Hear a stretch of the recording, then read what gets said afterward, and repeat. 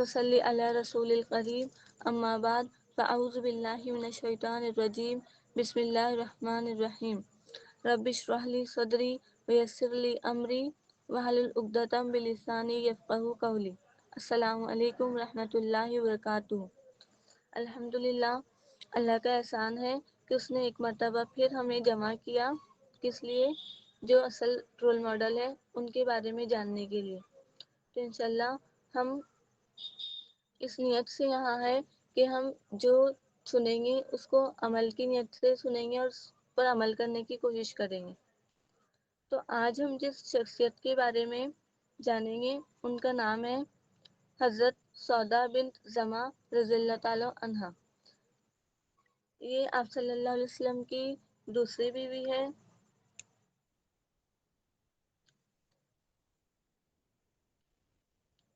آپ صلی اللہ علیہ وسلم نے حضرت خدیجہ رضی اللہ تعالیٰ عنہ کی وفات کے بعد حضرت سودا رضی اللہ تعالیٰ عنہ سے نکاح کیا۔ تو وہ ایک بزنس ویمن تھی اور ام المومنین ہے، اور جس وجہ سے وہ اہل البیت میں شامل ہے۔ میرا ایک سوال ہے یہ کہ آپ صلی اللہ علیہ وسلم کی کتنی وائف تھی؟ پلیز کوئی مائک آن کر کے بتائے کہ آپ صلی اللہ علیہ وسلم کی کتنی وائف تھی؟ 11 ہوں 11. گی۔ جی ماشاء اللہ، آپ صلی اللہ علیہ وسلم کی 11 وائف تھی۔ اور آپ صلی اللہ علیہ وسلم کی جو پہلی بیوی تھی وہ حضرت خدیجہ رضی اللہ تعالیٰ عنہ ہے۔ اور سب سے اہم بات یہ کہ جب تک خدیجہ رضی اللہ تعالیٰ عنہ آپ صلی اللہ علیہ وسلم کی زندگی میں رہی، آپ صلی اللہ علیہ وسلم نے کوئی دوسرا نکاح نہیں کیا۔ پھر آپ صلی اللہ علیہ وسلم کا دوسرا نکاح ان کی وفات کے بعد حضرت سودا سے ہوا رضی اللہ عنہا۔ ان کے بارے میں ہم دیکھتے ہیں کہ ان کے فادر کا نام، حضرت سودا رضی اللہ تعالیٰ عنہ کے فادر کا نام زمعہ ابن قیس تھا، جو کہ بنو عامر سے تھے، قبیلے بنو عامر سے تھے، اور ان کی مدر کا نام شموس بن قیس تھا، جو کہ قبیلہ بنو نجار سے تھی۔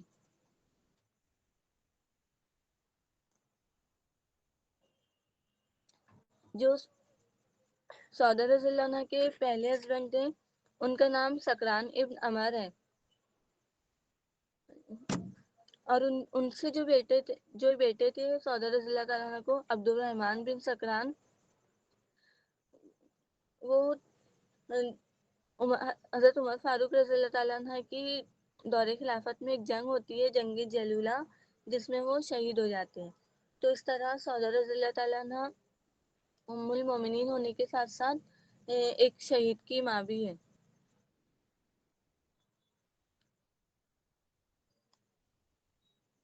حضرت سودا رضی اللہ تعالیٰ عنہ اور ان کے جو ہسبینڈ تھے، پہلے ہسبینڈ سکران بن وہ دونوں ہسبینڈ وائف نے آپ صلی اللہ علیہ وسلم کی نبوت کے فوراً بعد اسلام قبول کر لیا تھا، جس کی وجہ سے وہ سابقون الاولین میں شامل ہوتے ہیں۔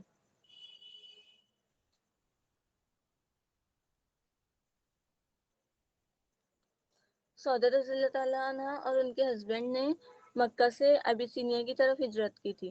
کوئی آپ میں سے مجھے بتا سکتا ہے کہ کیا وجہ تھی ہجرت کی؟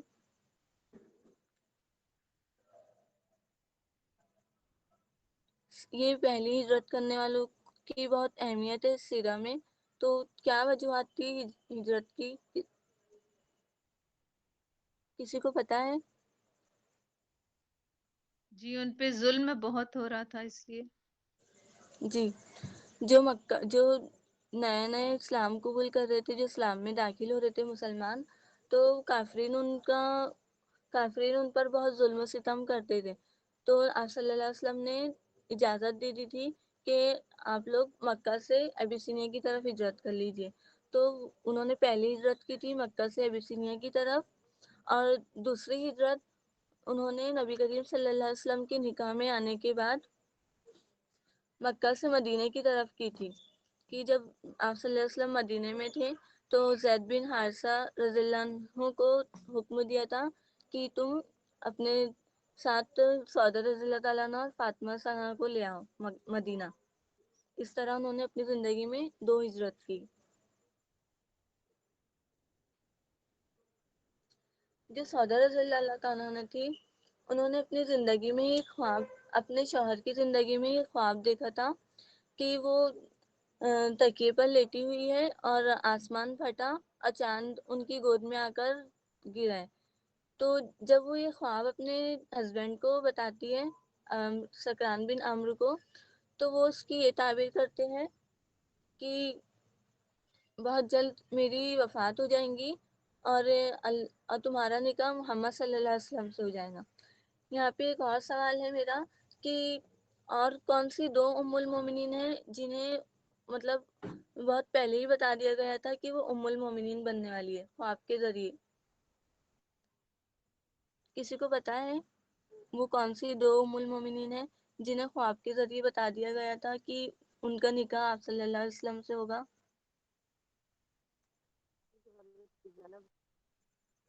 جی آواز نہیں آ رہی مجھے.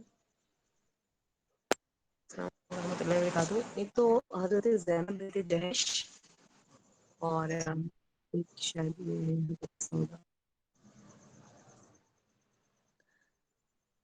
نہیں، زینب بن جہش نہیں ہے. اور کوئی کسی کو اور پتا ہے؟ سمیہ رضی اللہ عنہا. نہیں. جو آئی تھنک جوش تھیں اور ان کے ہسبینڈ نے پھر ان کو اس ڈریم کے بعد مارا بھی تھا. جی جی مجھے ان کا نام بالکل ذہن سے جب سلپ ہو رہا ہے. ہاں ہاں صفیہ. ہاں ماشاء اللہ. حضرت صفیہ رضی اللہ عنہا تھی اور ایک ام سلمہ، یہ دو اور ام المومنین ہیں جنہیں خواب میں ہی بتا دیا گیا تھا کہ وہ ام المومنین بننے والی ہے. تو جب وہ مکہ سے ابیسینیا کی طرف، ابیسینیا سے جب مکہ کی طرف واپس ہوتی ہے تو مکہ آنے کے بعد ان کے ہسبینڈ کی طبیعت خراب ہو جاتی ہے اور کچھ دن بعد ان کا انتقال ہو جاتا ہے.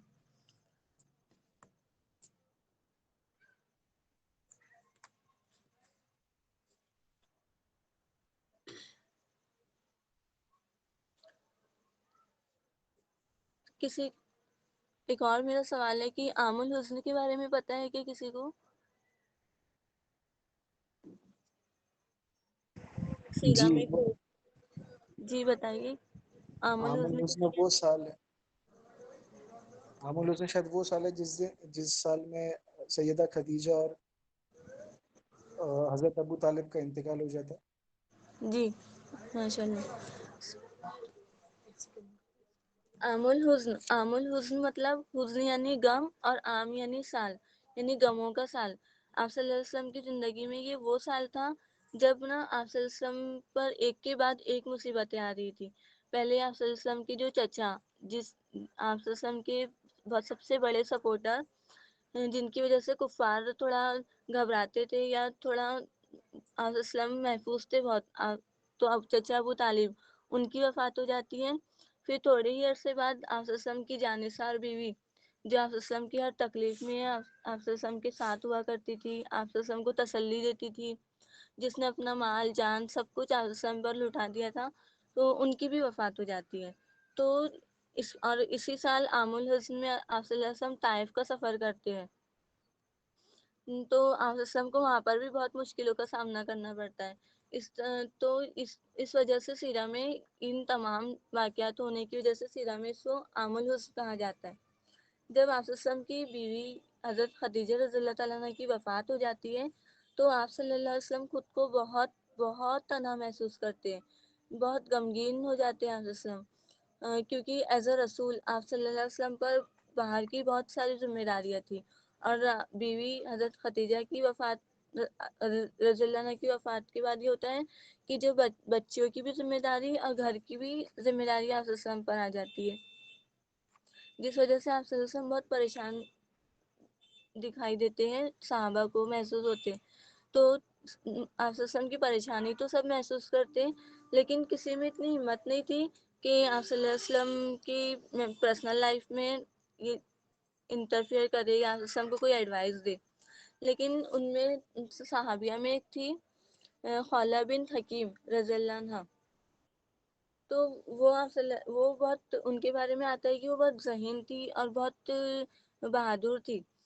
تو وہ آپ صلی اللہ علیہ وسلم کی خدمت میں حاضر ہوتی ہے اور آپ صلی اللہ علیہ وسلم کو سے فرماتی ہے کہ اے اللہ کے رسول، میں آپ کو دیکھتی ہوں کہ آپ خدیجہ رضی اللہ عنہ کی وفات کے بعد بہت تنہا محسوس کر رہے ہیں، آپ پر بہت ساری ذمہ داری آ گئی ہے۔ تو اللہ کے رسول صلی اللہ علیہ وسلم فرماتے ہیں کہ ہاں، کیونکہ جو خدیجہ رضی اللہ عنہ تھی وہ میرے گھر کی اور بچوں کی ذمہ داری انہیں کے سپرد تھی۔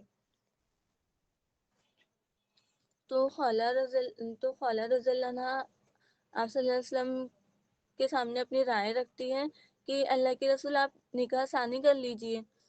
تو اللہ کے رسول فرماتے ہیں کہ میں کس سے نکاح کروں گا؟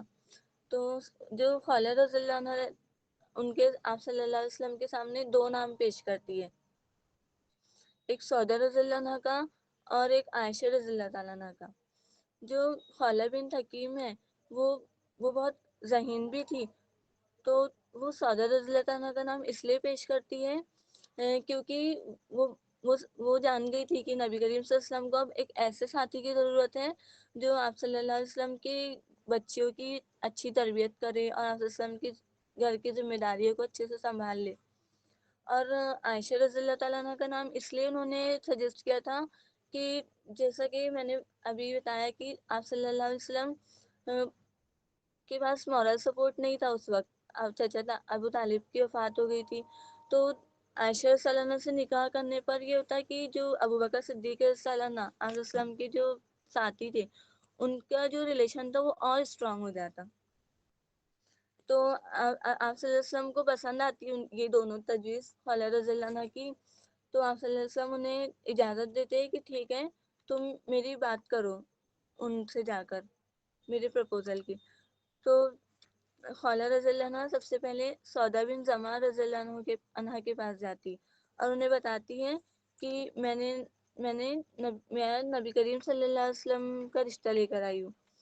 تو خولہ رضی اللہ تعالیٰ عنہ بہت حیران ہو جاتی ہے کیونکہ انہیں شاید کہیں نہ کہیں اپنے خواب کے سچ ہونے کا یقین نہ ہو، تو بہت حیرت اور کپکپاتی ہوئی آواز میں کہتی ہے کہ یہ میرے لیے تو بہت فخر کی بات ہے کہ میں نبی کریم صلی اللہ علیہ وسلم سے منسوب ہو جاؤں، لیکن ایک بار تم میرے فادر سے بھی بات کر لو۔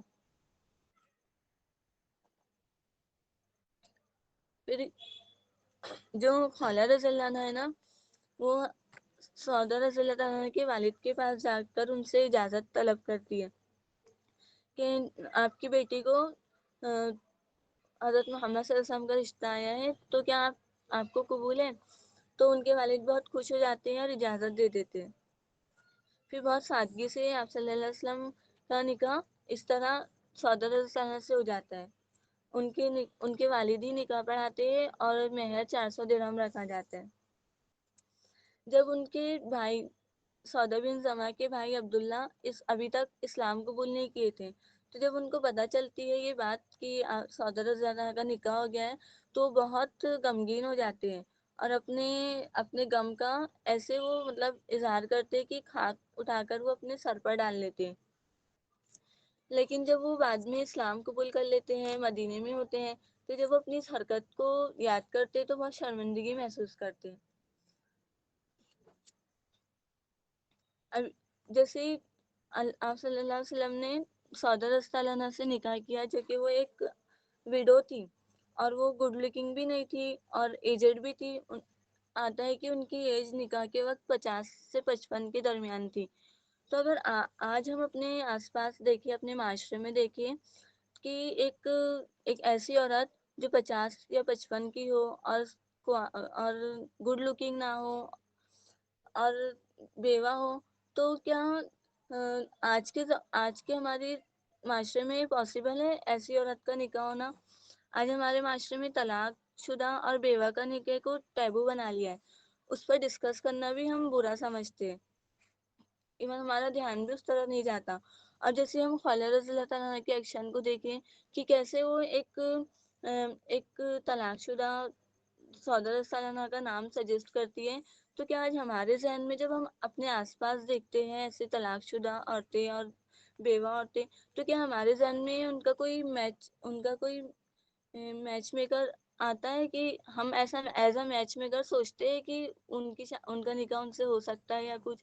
اگر ہم سوچتے بھی ہیں تو ہم میں اتنی ہمت نہیں ہوتی کہ ہم جا کر ان کے ایڈوائز کر دیں کہ آپ نکاح کر لے یا ہو، کیونکہ ہم جانتے ہیں کہ ہمارے معاشرے میں رواج ہی الگ ہے، ہمارے معاشرے میں اسٹینڈرڈ ہی الگ ہے نکاح کے. لیکن نبی کریم صلی اللہ علیہ وسلم نے جو سعودہ رضی اللہ تعالیٰ سے نکاح کیا تو صرف اس لیے بھی نہیں تھا کہ وہ بچوں کی دیکھ بھال کریں گی یا گھر کا ذمہ داری سنبھالیں گی، بلکہ وہ ایک نبی کی حیثیت سے انہوں نے ان کی کوالٹیز کو دیکھا کہ کیسا وہ اسلام کے ابتدائی دور میں اسلام قبول کر لیا انہوں نے، اور پھر کیسے انہوں نے اپنے ایمان کو بچانے کے لیے ہجرت کی، اور ہجرت کرنا آسان نہیں ہوتا ہے.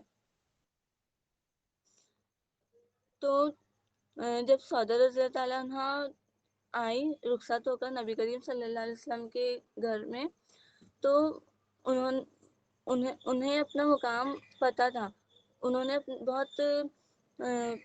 بہت محبت سے آپ صلی اللہ علیہ وسلم کی دو بیٹیاں تھیں اس وقت، ام کلثوم رضی اللہ عنہ اور فاطمہ رضی اللہ عنہ.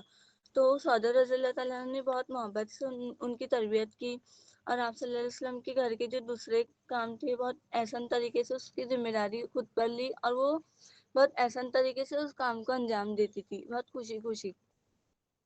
اور ان کے بارے میں آتا ہے کہ وہ رکھ رکھاؤ میں ان کا کام کاج کا طریقہ، ان کا رہن سہن بہت بہترین تھا. مطلب دوسری جو ازواج محترمات تھی ان کے کام سے، ان کے کام کرنے کے طریقے سے، رکھ رکھاؤ سے بہت متاثر تھی. ایک مرتبہ کیا ہوتا ہے کہ سعودہ رضی اللہ تعالیٰ عنہ آپ صلی اللہ علیہ وسلم کو اداس دیکھتی ہے، آپ صلی اللہ علیہ وسلم کے چہرے پر اداسی کے تاثرات دیکھتی ہے. تو وہ آپ صلی اللہ علیہ وسلم سے فرماتی ہے کہ اے اللہ کے رسول، کل میں آپ کے پیچھے آپ نماز پڑھ رہے تھے تو میں بھی آپ کے پیچھے کھڑی ہو گئی نماز پڑھنے، لیکن جب آپ نے رکوع کیا تو آپ نے اتنی لمبی رکوع کیا کہ مجھے ایسا ڈر ہوا کہ کہیں میری ناک کی نکسیل نہ پھوٹ جائے. تو میں نے کیا کیا، اس خوف سے اپنے ہاتھ کی 2 انگلیوں سے اپنی ناک ایسے کر کے پکڑ لیا. تو وہ نا آپ صلی اللہ علیہ وسلم کو جب پریشان دیکھتی نا تو ایسا جوک دل کریک کرتی آپ صلی اللہ علیہ وسلم کے سامنے کہ آپ صلی اللہ علیہ وسلم ہنسے مسکرائے. تو جب وہ بتاتی نا کہ میں نے اپنی ناک ایسے کر کے پکڑ لی تو آپ صلی اللہ علیہ وسلم ان کو دیکھ کر اتنا گہرا مسکراتے کہ آپ صلی اللہ علیہ وسلم کے دونوں داڑھ مبارک نظر آتے، اور جو تھوڑی دیر پہلے جو اداسی کے تاثر تھے وہ بالکل ختم ہو جاتی چہرے سے. تو اس سے ہمیں یہ سبق مل رہا ہے کہ سعودہ رضی اللہ عنہ سے کہ کیسے وہ آپ صلی اللہ علیہ وسلم کو پریشان دیکھتی ہے تو ان کی پریشانی کا احساس کر کے ان کی دلجوئی کرنے لگ جاتی ہے فوراً. مطلب وہ ایک انڈرسٹینڈنگ ہونے کے ساتھ ساتھ وہ ایک ہیومر بھی تھا ان کے اندر. وہ بہت فرما بردار بھی تھی. ایک مرتبہ کیا ہوتا ہے کہ حجت الوداع کے موقع پر آپ صلی اللہ علیہ وسلم تمام ازواج محترمات کو حکم دیتے ہیں کہ میرے بعد گھر سے نہ نکلنا. تو اس حکم کو سعودہ رضی اللہ تعالیٰ عنہ اتنی پابندی سے عمل کرتی کہ جب رسول اللہ صلی اللہ علیہ وسلم کی وفات ہو جاتی تو اس کے بعد وہ حج اور عمرہ کے لیے بھی گھر سے باہر نہیں نکلتی، یہاں تک کہ جب وہ یہ کہتی کہ میں نے رسول اللہ صلی اللہ علیہ وسلم کی زندگی میں ہی حج اور عمرہ کر لیا ہے، اب میں اللہ کی حکم سے اپنے گھر میں ہی رہنا پسند کروں گی. اور وہ سخی اتنی تھی کہ ایک مرتبہ عمر فاروق رضی اللہ تعالیٰ عنہ ان کی خدمت میں تھیلی بھر کے درہم بھیجتے ہیں. تو وہ غلام سے پوچھتی ہے کہ اس میں کیا ہے، تو غلام ان کو بتاتا ہے کہ درہم ہے. تو وہ کہتی ہے کہ کیا کھجوروں کی طرح درہم بھیجے جاتے ہیں تھیلی میں ایسے؟ تو وہ کیا کرتی ہے، اس کو پھر کھجوروں کی طرح ہی تقسیم کر دیتی غریبوں اور مسکینوں میں. ان کے فرما برداری والے جو ان کے ایٹریبیوٹس ہے کہ وہ کتنی فرما برداری رہتی ہے، اس سے ہمیں یہ پتہ چلتا کہ آپ صلی اللہ علیہ وسلم کے حکم کی وہ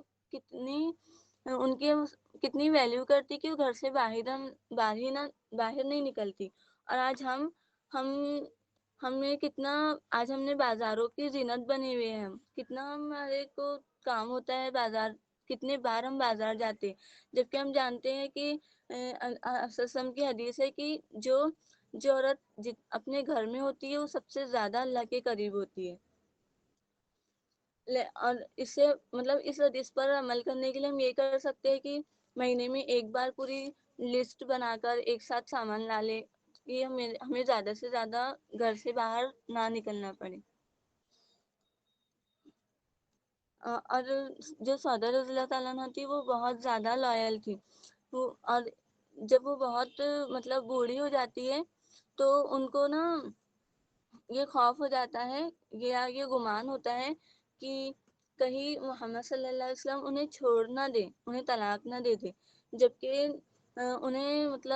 جبکہ ان کی شدید خواہش تھی کہ وہ جب اٹھے آخرت کے دن تو وہ ایز اے مطلب ام المومنین ہی اٹھے، آپ صلی اللہ علیہ وسلم کی زوجہ کے طور پر ہی اٹھائی جائے وہ آخرت کے دن. تو وہ اپنے اس خوف اور اس کے ڈر کی وجہ سے آپ صلی اللہ علیہ وسلم کو کہتی ہیں کہ یا اللہ کے رسول آپ ایسا کیجئے کہ آپ مجھے طلاق نہ دیجئے، بھلے ہی آپ میری باری عائشہ کو دے دیجئے، بھلے ہی جس دن میری باری ہوتی ہے اس دن آپ عائشہ کے حجرے میں چلے جایا کریں. تو اس میں نا بعض کا مطلب اس میں غلط فہمی ہے کہ بعض لوگوں کو یہ لگتا ہے کہ آپ صلی اللہ علیہ وسلم سامنے سے ان کی زیادہ عمر کی وجہ سے انہیں طلاق دینا چاہتے، جبکہ ایسا نہیں ہے. پھر اس کے اوپر آیت اترتی ہے کہ اس میں کوئی گناہ نہیں ہے کہ اگر کوئی مطلب احسن طریقے سے یہ اپنے احسن طریقے سے مطلب دو ہسبینڈ اور وائف یہ معاہدہ کر لیں کہ ہم بھلے ہی ایک دوسرے سے زوجیت کا تعلق نہیں رکھیں گے لیکن ہم ایک دوسرے کے ہسبینڈ وائف ہی رہیں گے، تو یہ اللہ کی نظر میں کوئی گناہ کی بات نہیں ہے. اس سے ہمیں یہ بھی پتہ چلتا ہے کہ اگر ہماری وائف ہمارے لیے ان اٹریکٹیو ہو گئی ہے یا اب ہمارا اس سے کوئی مطلب وہ نہیں رہا ہے تو ہم اسے طلاق نہ دیتے ہوئے اس والی آیت پر بھی عمل کر کے اسے نہ چھوڑیں، اسے اپنی ہی بیوی بنا کر رکھیں. کیونکہ یہ مطلب زندگی بھر جو ہمارے ساتھ رہی اور اینڈ میں ہم اسے اکیلا چھوڑ دینا یہ غیر اخلاقی حرکت ہے. اس لیے اللہ تعالیٰ نے آیت میں ایک رخصت دے دی ہے بندوں کو کہ وہ بھلے ہی طلاق نہ دے لیکن اپنی زوجیت میں رکھ سکتے ہیں اپنی وائف کو. وہ بہت انڈرسٹینڈنگ تھی اور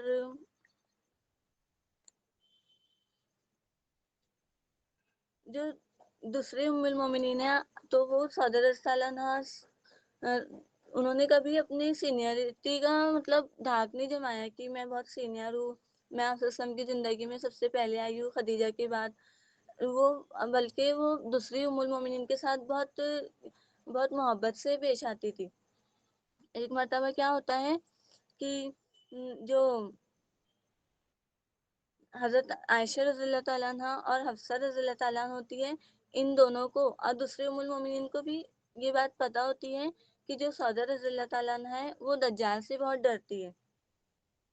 تو عائشہ رضی اللہ تعالیٰ عنہ اور حفصہ رضی اللہ تعالیٰ عنہ نا یہ پلان بناتے ہیں کہ ہم انہیں دجال سے ڈرائیں گے. تو وہ ان کے پاس آتی ہے دونوں اور حضرت سعودہ رضی اللہ عنہ سے کہتی ہے کہ آپ نے کچھ سنا؟ تو وہ کہتی ہے کیا؟ تو وہ دونوں بولتی ہیں کہ دجال آ گیا ہے، دجال نے خروج کیا ہے. تو وہ اتنا ہی سنتی ہے اور اتنا ڈر جاتی ہے کہ گھر کے ایک دم اندر والے حصے میں جا کر چھپ جاتی ہے. تو آپ صلی اللہ علیہ وسلم آتے ہیں تو یہ دونوں ان کی حرکت سے بہت ہنستے ہوئے کھڑی ہوتی ہے. تو وہاں سے آپ صلی اللہ علیہ وسلم آتے ہیں اور ان لوگوں سے پوچھتے ہیں کہ آپ دونوں کیوں ہنس رہی ہے؟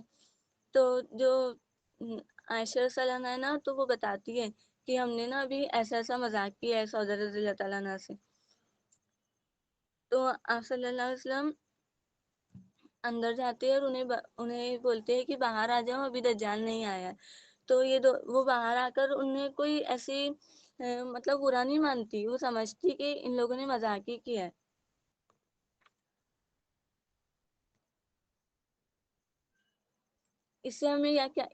اس پورے سے ہمیں کیا سیکھنے مل رہا ہے کہ ہمیں یہ آپ وسلم کا گھرانہ کہ یہ ایک سے زیادہ وائف آپس میں کیسا رہ رہی ہے اللہ تعالیٰ کی رضا کے لیے. مطلب جو ایک عورت میں فطری جو ہوتا ہے حسد کا جذبہ، تو وہ ان لوگوں میں یہ ازواج محترات میں نہیں تھی یہ چیز. ان لوگ کمپٹیشن رکھتے تھے تو بھی کس چیز کا، کہ نیکیوں میں آگے بڑھنے کی کوشش کرتے تھے وہ لوگ ایک دوسرے کی، زیادہ سے زیادہ اللہ کی رضا حاصل کرنے کی کوشش کرتے تھے. اپنے ہر معاملے میں آخرت کو پہلے رکھتے تھے کہ ہمارے یہ ایکشن سے کہیں اللہ ناراض نہ ہو جائے، ہماری یہ حرکت سے کہیں آپ صلی اللہ علیہ وسلم ناراض نہ ہو جائے. اور عائشہ رضی اللہ عنہا ان کے بارے میں کہتی ہے کہ مجھے میری شدید خواہش ہے کہ ان کے قلب میں میری روح ہوتی.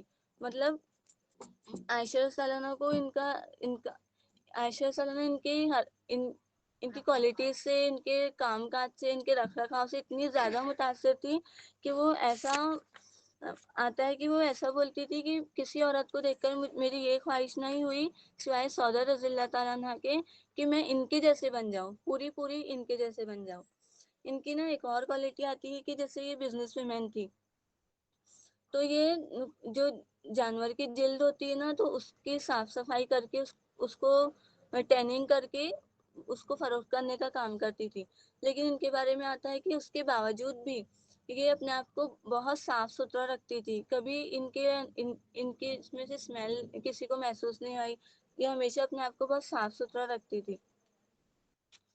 تو ہمیں ان صحابیات تمام ازواج محترات کی زندگی کو جب ہم پڑھتے ہیں تو کیا ہمیں صرف کتابوں تک ہی نہیں رکھنا ہے کہ یہ کہ ہمیں اپنی زندگی میں لانے کی کوشش کرنا ہے. کہیں ایسا نہ ہو کہ تمام مطلب جو علم ہے یہ ہمارے ذہنوں کا ہی بوجھ نہ بن جائے، اور ایسا نہ ہو کہ قیامت کے دن یہ ہمارے حق میں گواہی دینے کے بجائے ہمارے خلاف نہ گواہی دے دے.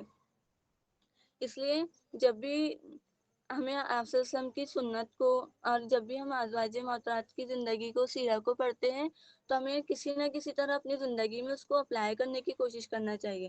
یا کوئی ایک ایسا عمل کہ جس سے سوسائٹی میں کنٹریبیوٹ ہو، جس سے سوسائٹی میں بڑا چینج آئے.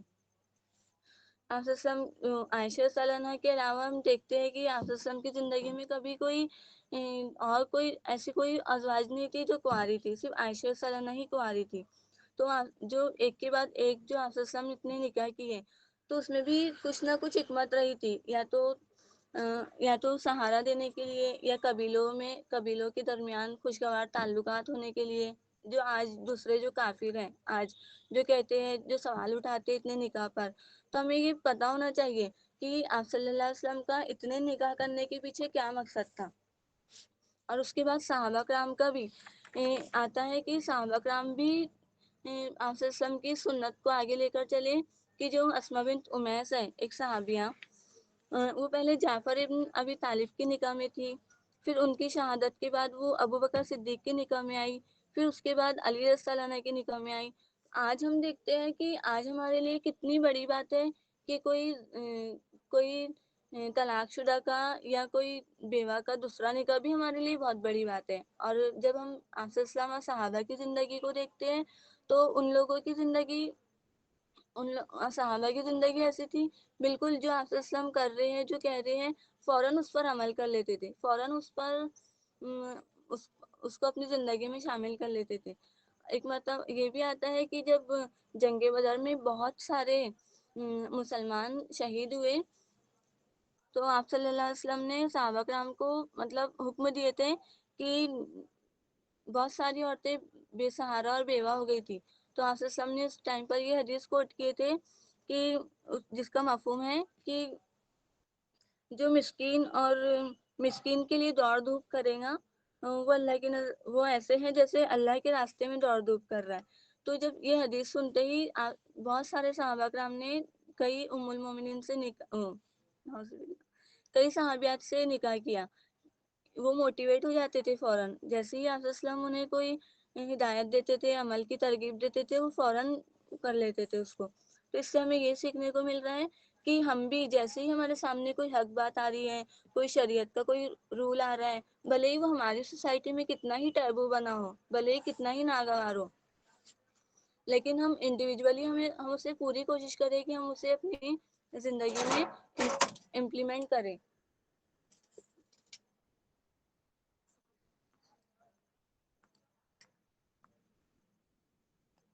پھر صدر رضی اللہ تعالیٰ نے اپنی پوری زندگی مدینہ میں ہی رہی اور انہوں نے ابو بکر صدیق رضی اللہ تعالیٰ عنہ اور عمر فاروق رضی اللہ عنہ کا دور خلافت دیکھا. اور عمر فاروق رضی اللہ عنہ کی دور خلافت میں انہوں نے وفات پائی. جب ان کی وفات ہوئی تو ان کی 72 سال کی عمر تھی اور ان کا نماز جنازہ عمر رضی اللہ تعالیٰ عنہ نے پڑھایا اور وہ جنت البقیع میں دفن ہوئی. ونحمدہ ونصلی علی رسول الکریم اما بعد.